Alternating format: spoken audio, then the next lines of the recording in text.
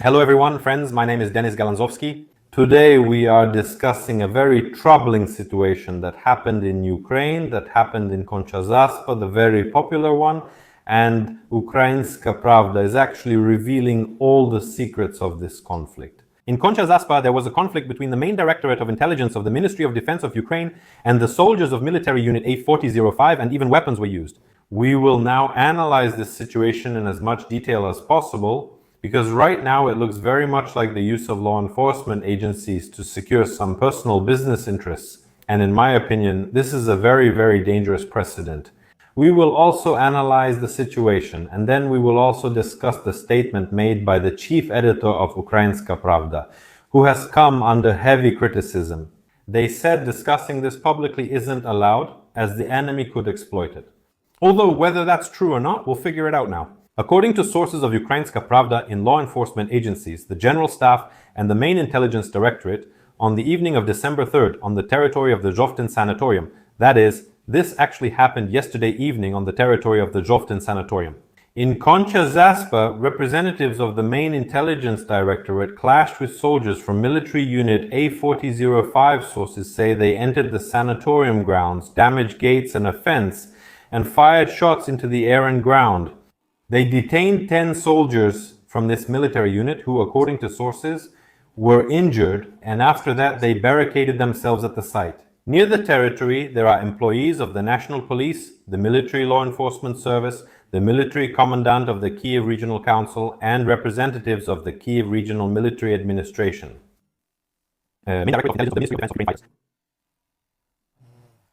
not letting them onto the territory.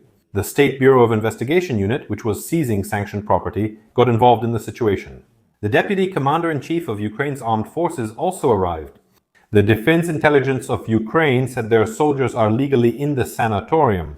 They say the landowner signed a contract with the DIU unit for martial law, and these contracts don't need extra approval from other agencies. The military administration annulled the documents, and Ukraine's defense intelligence says all documents were given to the police, military law enforcement service, and military administration. And any disclosure of the locations of the special operations forces creates a risk for the personnel. Sources of Ukrainska Pravda familiar with the situation add that after the start of the full-scale invasion, another military unit rented the sanatorium premises with the approval of the Kiev City Military Administration, the command of the ground forces, and the director of the institution. The buildings there are sealed and not in use. Over the past month, main Directorate of Intelligence of the Ministry of Defense of Ukraine representatives have repeatedly demanded this territory be vacated. So we see that there is, let's say, the elite settlement of Koncha-Zaspa. There's a sanatorium there, and now, in fact, some kind of, internal war has started over this sanatorium involving main Directorate of Intelligence of the Ministry of Defense of Ukraine, military personnel, and so on. After Ukrainska Pravda published this information last night, commentators immediately started writing that this information should not be disclosed. Now the Russians know about this hotel, now they will fire missiles at it and so on. And we have a response actually regarding this incident from the editor-in-chief of Ukrainska Pravda. So here's what she writes. She wrote quite a lengthy post on her Facebook page, and it's very interesting. Everything is laid out clearly. As chief editor of Ukrainska Pravda, I want to clearly explain our stance on the Zhovtin Sanatorium incident article. In this story, for me, there is one key aspect, the public interest, and it outweighs everything else here. This refers to an armed conflict between main Directorate of Intelligence of the Ministry of Defense of Ukraine representatives and the military within Kiev's agglomeration. This is not speculation or rumors, this is a fact confirmed by several parties, and it cannot go unnoticed by society as a whole. Why is it dangerous to keep such incidents quiet? Because it could even have signs of some kind of raider takeover. A very valuable and expensive property in the territory of Koncha-Zaspa. And why did this armed conflict happen at all? I think we need to figure it out, not keep it quiet. Things like this mean tomorrow someone could show up at your house and say, "This is ours now, leave." Well, that's pretty much how it would look. They'll lay siege to your house and they won't let you out. Or the same could happen to any business and so on. It's a bit, it even reminds me of those gangster-like 90s, something like that. We're talking about an asset that has been in the sights of influential business groups for years, in this case Kaufman and Granovsky. Every attempt to change the status and use of this land creates new conflicts.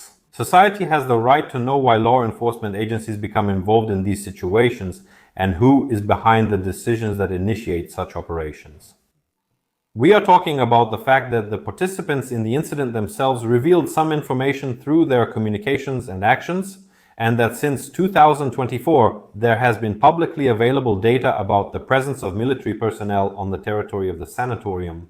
October. This data was published on the Facebook page of the public organization Non-Stop Ukraine in a post by the technicians. Law enforcement agencies have remained accessible to everyone since then. That is, society most likely, just like the Russians, already knew about the presence of law enforcement units in the area long before the news from the Ukrainian government. And one more important thing, we already saw such alarming signs back in 2014 when certain law enforcement units began to intervene in business conflicts, replacing legal procedures with forceful methods. This caused institutional boundaries to blur and state mechanisms to degrade. When the country was most vulnerable, now in principle, the country is no less vulnerable. And just imagine if now the security forces or the military are used to settle personal scores or to serve someone's own interests. Some might call it a civil war, but I can simply call it the new 90s. There's no other way to describe it. What's interesting here is that it's exactly the same. Quite recently, if I'm not mistaken, a bill was passed to create, let's say, private armies to defend the skies. I'll get back to this bill because I didn't really pay much attention to it before. It was a few weeks ago, but now, in light of everything that's happening, we need to go back to it and study that bill in detail. What exactly is being proposed there? Because in general, from what I remember, there was information that private companies would be able to create their own combat units, which are supposed to protect the sky from Shaheds, for example, by creating mobile fire groups. But it will also be possible to use various equipment, weapons, and so on in the same way. And in this regard, if you look at such precedents, what would stop these big companies, which are often owned by some oligarchs, to create their own combat units, military units, but instead of defending the Ukrainian sky, to engage, for example, in seizing various objects that they take a liking to? And they will understand that no one will do a damn thing to them for it. What does the chief editor of Ukrainska Pravda write next? We cannot allow this scenario to repeat today, especially during a full-scale war, because such incidents, if they are not covered and questioned, drag the country into absolute chaos. And we're talking about another important thing. Special units of the main Directorate of Intelligence of the Ministry of Defense of Ukraine cannot enforce a court decision in civil cases regarding property rental. This is the responsibility of the Enforcement Service and the police, not representatives of the main Directorate of Intelligence of the Ministry of Defense of Ukraine. What we saw contradicts rule of law procedures, and society must address this fundamental issue. And indeed, when there is a court decision, when some documents are annulled and other documents are provided to the main Directorate of Intelligence of the Ministry of Defense of Ukraine, this does not mean that the main Directorate of Intelligence of the Ministry of Defense of Ukraine or any other law enforcement agency can just come and enter the facility. If some don't leave from there, then these ones can shoot them, hold them under siege, or take them captive. They have no right to do this or treat Ukrainian citizens who have done nothing wrong this way. And this is just an ordinary civil matter, a civil dispute, meaning you can't use force in civil disputes. And when something like this happens, it gets a little scary. Such incidents cannot be kept quiet because silence creates a false reality in which law enforcement agencies can act at their own discretion. And citizens are left without understanding what is happening to state institutions during wartime. That is why we publish such materials, not for sensation, not for hype. We take the risks into account, but we do not disregard our main purpose, to tell society the truth about what is happening to the country. Now, every decision and conflict shaped the Ukraine will wake up to tomorrow.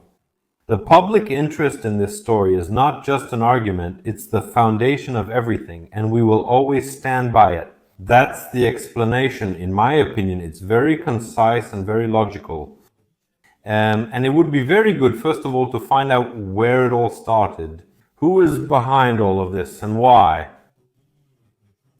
Why were the special units of the main intelligence directorate involved in this story at all, if by law they shouldn't have been? I don't know if this is an abuse of official duties or the use of military units against